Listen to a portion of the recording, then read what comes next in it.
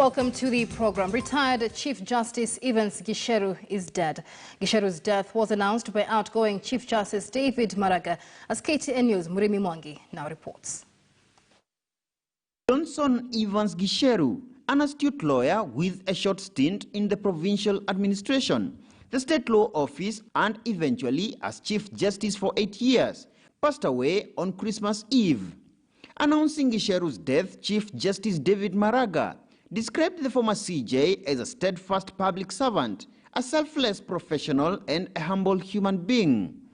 Gicheru's lengthy career in public service began in Wajir, where he served as a district officer, before moving to the state law office as a senior state counsel in the office of the Attorney General, and as an administrator in the office of the President.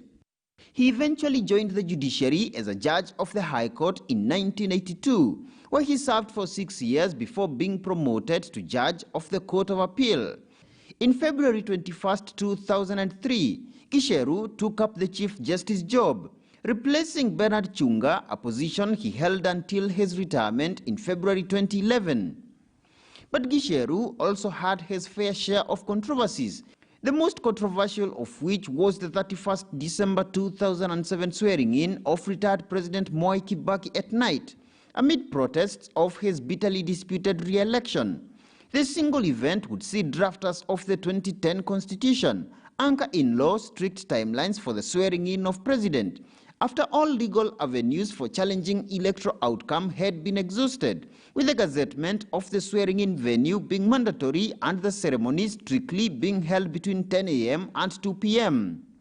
Gicheru also chaired a judicial commission of inquiry into the murder of former Foreign Affairs Minister Robert Ouko, a commission which was disbanded before it could complete its work.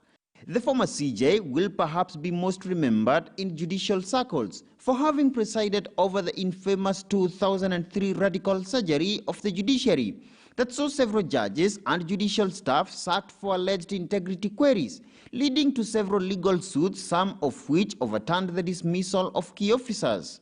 Murimi Mwangi, KTN News. Elsewhere, the Kenya National